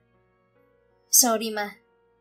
Nang maglakad sila ni Abby palabas ng bahay ay wala nang nagawa si Zenya. Pansamantala ay sa kondo ni Franco maninirahan si Abby habang wala pa siyang nahahanap na apartment para rito. "Huwag mo sabihin hindi ka man lang nila sinwelduhan. Halos ikaw ang nagtrabaho para kay Lia." Sabi ni Franco kay Abby. "Binibigyan naman pero hindi ganoon kalaki. Meron naman akong kaunting naipon. Gagamitin ko yun para makahanap ng apartment. Bukas na bukas din maghahanap ako ng malilipatan." "Hindi na," giit ni Franco. "Ikaw na muna rito sa unit ko. Uuwi na lang muna ako sa nanay ko sa Antipolo." "Hindi ba't parang ang hassle naman kung magpapabalik-balik ka?" "May kotse naman ako. Huwag mo akong alalahanin, Abby. Bayaran mo na lang ako kapag sikat ka ng singer." "Pero..." "Tama na ang pag-intindi mo sa ibang tao, Abby. Ito na ang bagong simula ng buhay mo. Gamitin mo na to para unahin ang sarili mo. Para mas mahalin ang sarili mo. Huwag ka mag-alala, nandito lang ako." "Dahil?" "Anong dahil?" Tanong niya kay Abby. "Bakit ka nandito para sa akin? Bakit mo ako tinutulungan, Franco?" "Because I fell in love with your voice the first time I heard it." Sagot ni Franco. Ngunit bukod doon, ay kailangan niyang aminin sa sariling nahuhulog na ang loob niya rito. Hindi niya gagawin ang lahat ng yon kung hindi. Aminado siyang unang kita pa lang niya kay Abby ay nabihag na nito ang puso niya. Kaya naman, bukod sa maganda nitong boses, habol din niya ang mapalapit sa dalaga. Kaya nga nagpabalik-balik na siya sa university upang makita niya ang dalaga at makumbinsi rin na magpabilang sa team niya. Hindi naman niya akalain na sa kabila ng maamo at napakagandang boses ni Abby, ay may dinadala pala itong suliranin. At masaya si Franco na mapalaya ang dalaga sa hawla na kinasadlakan nito sa mahabang panahon. "Salamat, Franco." "Tama na ang pagpapasalamat mo. Kanina pa yan. Paano? Maiwan na kita rito para makapagpahinga ka. Maraming pagkain sa kusina. Sinadya ko talagang ipamili ka kanina bago kita sunduin sa inyo." "Manatili ka na lang dito, Franco. May extra room ka naman. Doon na lamang ako." "Sige, kung yan ang gusto mo." Isang araw ay biglang tumunog ang cellphone ni Abby. Hindi niya alam kung sino ang caller. Si Franco at kabanda lang ang nakakaalam ng bago niyang numero. Pagtingin niya sa screen kung sino ang natawag, ay agad niya itong sinagot. "Ate Lia?" "Abby, please tulungan mo na ako. Last na to, promise." Ani Lia sa kabilang linya. "Sige na, Tanggap ko na kung hindi ka nakakanta para sa akin kahit kailan. Basta ito na ang huling pabor na hihilingin ko sa'yo, kundi ay magbabayad kami ng malaking halaga dahil sa breach of contract. Opening performance lang naman para sa isang international artist eh. Pagmamakaawa na ni Lia. Ate, nag-usap na tayo, di ba? Pero hindi ko kasi alam na hindi na na-cancel ang gig na to. Last na to, Abby. Pangako ko sa'yo yan. Tutulungan kita. Pero aaminin mo sa lahat na hindi ang boses mo ang naririnig nila. Kaysa naman sa chismis pa nila tumalaman. Abby, kailangan mo nang maging totoo, ate. Di ba nahihirapan ka na rin naman sa sitwasyon natin? Aminin mo na rin na pag-arte naman talaga ang gusto mo at hindi ang pagkanta. Baka ikamatay ni Mama kapag ginawa natin yun. Giit ni Lia. Kung ako lang, walang problema. Napapagod na rin akong lokohin ng mga fans ko. Alam kong posibleng malaking mawala sa'yo, pero desidido na akong ayusin ang lahat, ate. Please, gawin na natin to ng tama. Fine. Basta tulungan mo muna ako sa gig na sinasabi ko. Magkita tayo, pag-usapan natin. Sige. Huwag mo nang sabihin kay Mama at alam naman nating hindi siya papayag sa gusto ko. Mahigit isang buwan na mula noong lumisan siya sa bahay ni Mama Zenia. Nagte-therapy na siya para sa kanyang stage fright at tuloy ang practice ng banda niya. Ngunit nakumbinsi na siya ng mga itong maging vocalist. Hindi na rin ang contest sa school ang target nila, kundi ang mag-debut sa susunod na buwan bilang first all-girl band ng XV Music. Kasama si Franco na magkita sila ni Lia. Kailangan natin ng agreement, ate. Ani Abby kay Lia. Magde-debut na ang banda ko sa susunod na buwan. Maaapektuhan ka sa ayaw at sa gusto mo. Let's come clean. Sige, gawin natin, Abby. Bahala na kung ano maging reaksyon ni Mama. I've gained enough already. Sobra naman ako kung hindi ko pa ibibigay sa'yo ang limelight na dapat naman talaga ay para sa'yo. Sorry, Abby, na umabot pa sa ganito katagal bago natin maitatama ang lahat. Sana mapatawad mo rin ako at si Mama. Kinain kami ng kasikatan at pagnanasa sa karangyaan. Natakot kami na bumalik sa hirap kaya ikaw ang nagsuffer sa lahat. I felt heartless and guilty noon pa. Pero sa takot kay Mama at sa paghihirap muli, natutunan kong mag-isipin ng ibang tao. Lalo ka na. Agad na tumulo ang luha ni Abby.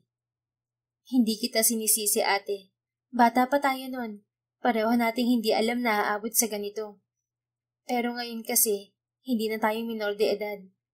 Bilang adults, gawin natin ang alam nating tama. Hindi pa huli ang lahat. Mahal ko kayo ni Mama pero kailangan pa rin natin itama ang isang pagkakamali. Tumango si Lia. Umiiyak na rin ito. Sorry, Abby. Sorry sa lahat-lahat. Itatama natin ang lahat. Tumayo si Abby at niyakap ng mahigpit si Lia. Kahit paano ay gumaan ang dibdib niya. Matapos niyang tulungan si Lia sa huling beses na aapak ito sa entablado gamit ng kanyang tinig, ayun na sila. Naghahanda sa isang show kung saan ipapaalam na ni Lia sa lahat ng totoo. Walang kamalay-malay doon ng Mama Zenia nila. Ang dibdib ni Abby ay tila minamartilyo sa kaba. Mabuti na lang at naroon si Franco para pakalmahin siya. Hinga ng malalim, Abby. Sabi pa nito nang mapansing natutulala siya. Ilang minuto na lang ay magsisimula na ang show.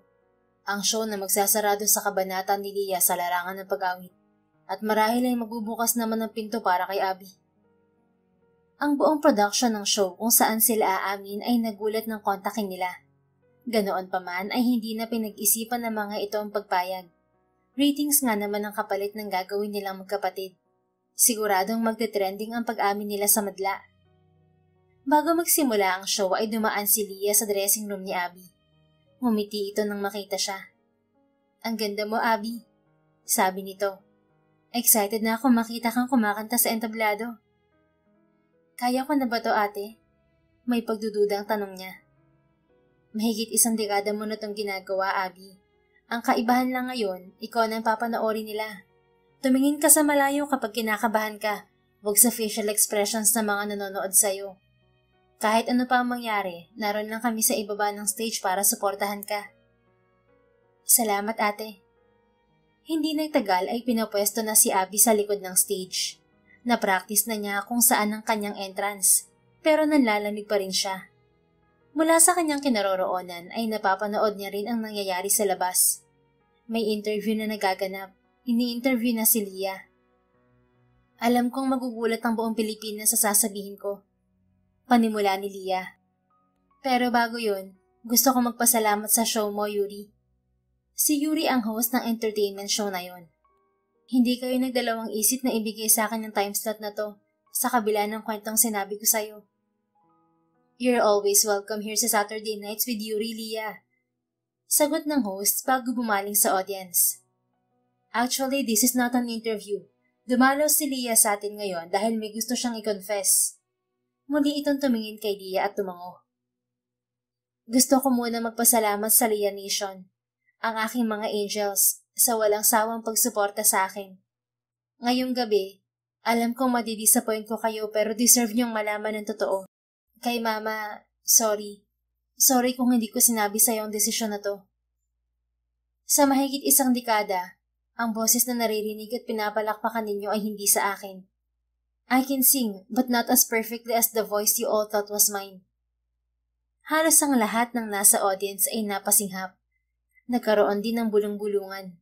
Dinig yun ni Abby kahit wala siya sa entablado. Live ang show na yun, kaya wala nang magagawa ang Mama Zenia niya. Ang gintong tinig na akala nyo ay sa akin ay sa stepsister ko, si Abby. Hindi ko nasasabihin kung paano nagsimula ang lahat ng to dahil ayokang may pangalang madamay at masira. Alam ko rin ang magiging epekto nito sa karir ko. Alam kong huli na, pero humihingi pa rin ako ng tawad sa inyong lahat. Ang kamera ay tumutok kay Yuri. Tinapik nito ang balikat ni Leah. Good job for telling the truth, Leah. No matter how bitter it is. Bumaling si Yuri sa audience. At sa pagbabalik namin, makikilala na ninyo ang magandang tinig na hiniram ni Leah Bonifacio. Cut! Sigaw ng direktor ng show. May ilang minuto pa si Abby para huminga ng malalim. Habang inaayos ang entablado para sa performance niya, ay dinaluhan muna siya ni Franco. Huwag kang matakot, okay? Nasa audience ako, susuportahan kita. Paalala nito sa kanya. Tumango lang si Abby. Bahala na. Yun ang nasa isip ni Abby kanina pa.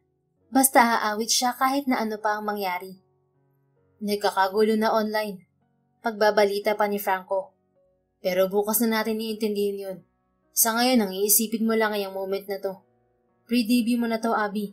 Kapag maganda ang turnout, mahihila mo pataas ang buong banda. Basta dyan ka lang sa makikita kita, Franco, ha? Imbes ay sabi niya kay Franco. Wala na siyang maintindihan. Nakangiting tumango si Franco. Hindi na rin ito nagtagal dahil sinabihan na siya ng floor director na mag-standby. Hanggang sa magsimula na ulit ang show. Ladies and gentlemen, please welcome Abby Manalo. Huminga ng malalim si Abby bago confident na naglakad patungo sa entablado. Agad na nagsimula ang musika. Nawala ang kaba niya nang makita niya si Franco na nakangiti sa kanya. Nang magsimula siyang umawit ay narinig na naman niya ang pagsinghap ng lahat. Ngunit agad din tumahimik ang mga ito habang siya ay umaawit ng buong puso. Bagong komposisyon niya ang napili niyang awitin. Nagtrending ang pag-amin nila ni Leah sa gabing yon sa lahat ng social media platforms. Dumami ang bashers ni Leah, ngunit ina-expect naman nila yon. Kanya-kanya na ring back out ang mga sponsors nito. Ganoon pa man ay nangako si Cyrus Valencia na hindi pababayaan si Leah. Hihintayin lang humupa ang lahat bago i-build up ang bagong image ni Leah. Magtutungo muna rin ito sa Amerika habang mainit pa ang sitwasyon sa Pilipinas. Si Abby ang pinaka-nakinabang sa sitwasyon. Umingay agad ang pangalan niya. Tamang-tama para sa launching ng Kadensya Band. Kailangan na munang i-cancel ang rehearsal ng Kadensya. Marami ang gustong makausap ka. Sabi ni Franco kay Abby. Ayoko maapektuhan ang launching ng Kadensya dahil sa akin, Franco. Hindi naman maapektuhan. Maganda nga ang nangyari. Siguradong makikilala agad ang banda nyo. Masaya ako sa pagtanggap ng lahat, sa instant stardom. Pero may isang parte ng puso ko na malungkot para kay Ate Leah. She will bounce back, Abby. Maniwala ka sa akin. Nangako si Cyrus sa kanya at alam kong gagawin ni Cyrus ang lahat para tuparin ang pangako niya. I'm sure gagaling na rin sa pag-arte ang ate mo. Yun ang bago niyang magiging karera at tutulungan siya ni Cyrus. Yung issue nyo, kusa na lamang mamamatay yun. Sa mga sumunod na araw ay naging abalan na si Abby at ang banda nila. Masaya siya sa mga nangyayari sa buhay niya. Hindi rin siya iniiwan ni Franco. Todo suporta ito sa kanila ng banda. Uy, may flowers na naman siya. Kinikilig na bulalas ni Chloe nang may mag-deliver ng isang bungkos ng bulaklak para kay Abby. Sagutin mo na kasi si Boss Franco, Abby. Panunod yun ni Taylor sa kanya. Hindi naman nanliligaw yun. Giit niya. Hindi pa ba panliligaw to sa'yo? Tanong ni Franco na nasa likod na pala niya. Lalo na silang tinukso ng mga bandmates niya. Wala ka namang sinasabi eh. Anya sa lalaki. Kailangan pa ba? Kulang pa ba ang lahat ng mga ginagawa ko? Tila nasasaktang tanong nito. Alam ni Abby na nagbibiro lang ito. Action speaks louder than words kasi, Abby. Ani Atasha. Ngumuso si Abby. Hindi pa rin ako magpe-presume, no? Mahirap ng mahopya. Tama naman si Abby doon, Boss Franco. Segunda ni Taylor sa kanya. Saang team ka ba talaga, Taylor? Nakangiwing tanong ni Franco sa kaibigan niya. Nagkatawanan sila. Pero seryoso, naniligaw ka ba? Tanong ni Abby kay Franco. Abigail Manalo, kailangan ko ba talagang sabihin yun? Frustrated na tanong ni Franco. Tumango si Abby. Kailangan para malinaw. Oo, nanliligaw ako. Tinukso na naman sila ng 4 nilang audience. Good, dapat ganyan para malinaw. Nangingiting sabi ni Abby sa lalaki, kahit ang totoo ay nais niyang maglupasay sa sahig sa kilig. Sa totoo lang ay sobrang abala niya nitong mga nakaraang linggo, kaya hindi niya mapagtuunan ng pansin ang sariling damdamin. Ganoon pa man ay nakikita niya ang lahat. Nakikita niya ang effort ni Franco na suportahan siya sa lahat ng ginagawa niya. Naroon ito palagi. Isang tawag niya lang ay dumadating agad ito. Yes na yan! Cheer na mga bandmates niya. Oops, hindi muna. Kailangan ko muna mag-focus sa launching ng kadensya. After ng launching, saka natin pag-usapan yan, okay? Maghihintay ako kahit gaano katagal, Abby. Ani Franco, saka siya hinalikan sa noo. Pinigilan ni Abby ang mapangiti. Hindi pa tayo nangahalikan na dyan. Kunwari ay saway niya rito. Para advance. Advance ka riyan. Sige na, umalis ka na at magpapractice pa kami. Ayaw naman namin ipahiya ka sa launching ng banda namin. Sige na nga, babalikan kita mamaya ha. Date tayo. Lalo nang namula si Abby dahil sa kantsaw ng mga kabanda niya. Naging successful ang launching ng kadensya. Si Franco agad ang hinanap ni Abby pagkatapos. Sa dressing room niya ito natagpuan, ngunit hindi niya malapitan dahil nakayakap dito si Monica. Interesado ka lang sa kanya dahil sikat siya ngayon. Aminin mo, Franco. Malambing na sabi ni Monica kay Franco. Stop this, Monica. Baka may makakita sa atin. Dati wala namang problema sa'yo kahit ganito ako. Mas gusto mo ba siya kasi masikat siya? Ganyan ka ba talaga, Franco? O baka naman kapag may bagong damsel in distress ka na namang makita at mapag-interes ang pasikatin, itatapon mo na siya. Ganyan ka rin noon sa akin, di ba? Dahil iritang-irita si Abby ay umalis na siya. Hindi na rin siya dumalo sa after party. Dumiretso siya sa kondo at nagmukmuk. Binura niya ang makeup. Naligo at nahiga na sa kama. Nang komportable na ay naghanap siya online ng mga bakanting apartment. Naalala niyang nagyayaya si Taylor na sa isang bahay na lang sila tumira para madali na para sa kanila kapag may show at rehearsals. Tumawag siya sa group chat nila at nalaman niyang pauwi pa lang ang mga bandmates niya. At bakit umuwi ka agad, Abby? Hinahanap ka ng lahat. Ani Taylor sa kanya. Napagod ako sumakit din ang ulo ko. Pagsisinungaling niya. Nagagalit nga ang manager natin dahil hindi ka man lang daw nagpaalam. Sabi naman ni Chloe. Tatawagan ko na lang siya mamaya. Anyway, tumawag ako kasi gusto kong maghanap ng isang bahay para sa ating lahat. Gusto niyo ba? G ako. Sagot agad ni Taylor. Okay rin ako, sabi naman ni Chloe. May sasahurin na naman tayo kaya may pangambag na ako. Sige G, ani Venice. Ikaw Atasha, Tanong ni Abby. Itatanong ko muna kay Mommy. Alanganing sabi nito. Sigurado naman akong papayagan ka ni Tita. Ani Taylor. Basta maghahanap na ako, okay? Ani Abby sa mga ito. Nagring ang doorbell kaya kinailangan na niyang magpaalam sa mga bandmates. Si Franco ang napagbuksan niya ng pinto. Agad niya itong sinimangutan. Anong problema, Abby? Tanong ni Franco pagpasok. Wala. Magkasalubong ang kilay mo tapos wala. Ano nga? Bakit hindi ka nalang maghanap ng damsel in distress na pasisikatan at magugustuhan? Ganon ka naman, di ba? Imbes na magalit ay natawa si Franco. Narinig mo si Monica kanina kaya mainit ang ulo mo, no?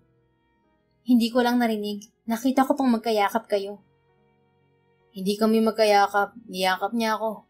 Pagtatama nito. Ganon rin yun. At malay ko ba kung ano pang ginawa niyo nung umalis ako? Sana nagstay ka para nakita mong nasermonan ko siya. Talaga ba? Hindi naniniwalang sabi ni Abby.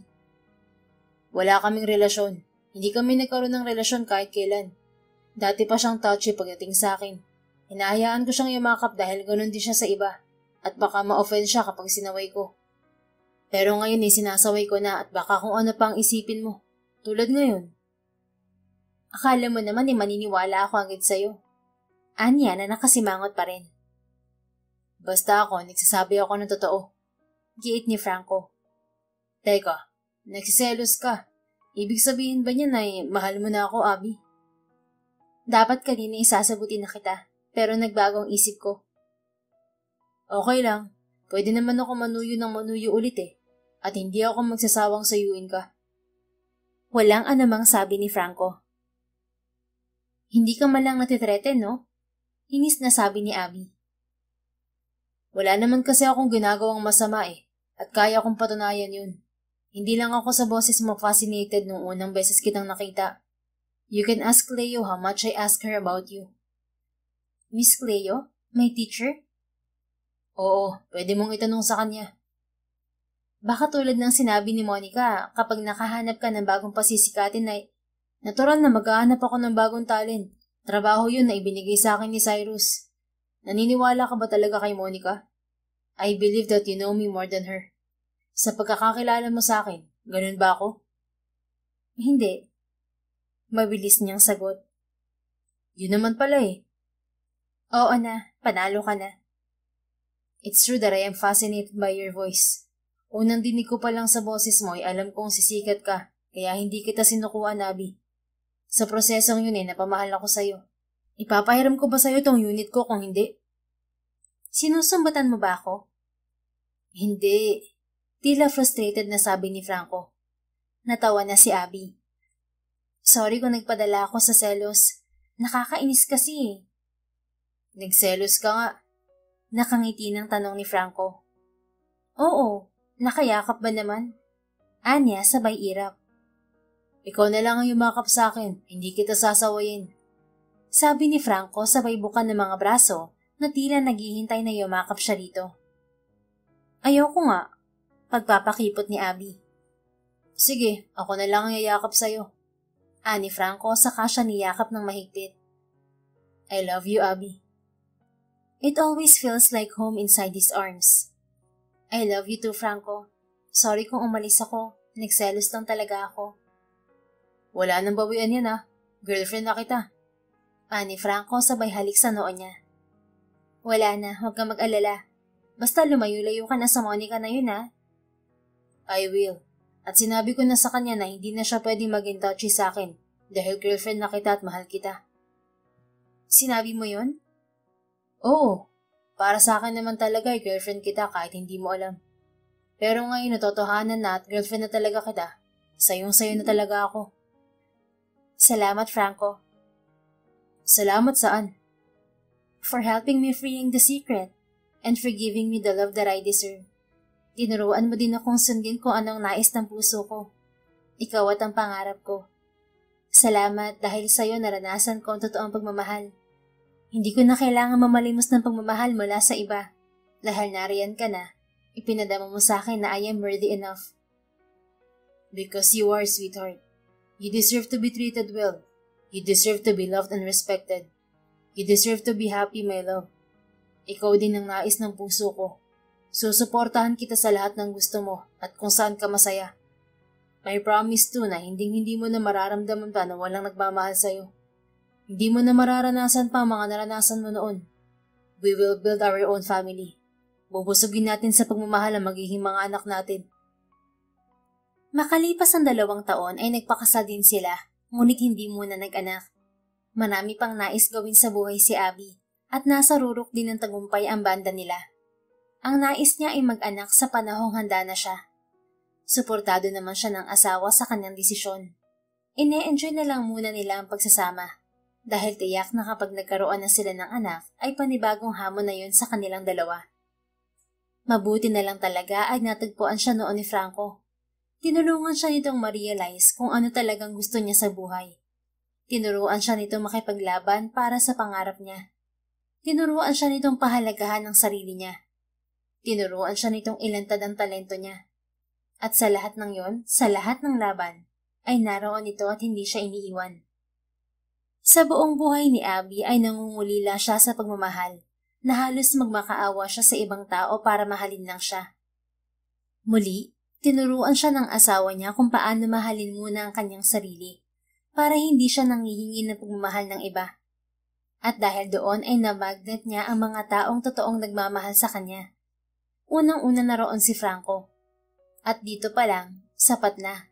Sobra-sobra pa nga ang pagmamahal na natatanggap niya mula rito. Kaya naman, nangako siya sa asawa na susuklian niya ang pagmamahal nito sa kanya. The end. Kung nagustuhan mo ang istoryang ito, please don't forget to like, comment, and share it with your friends. Your support really makes a difference. Thank you and see you sa ating next story. Keep safe and be blessed.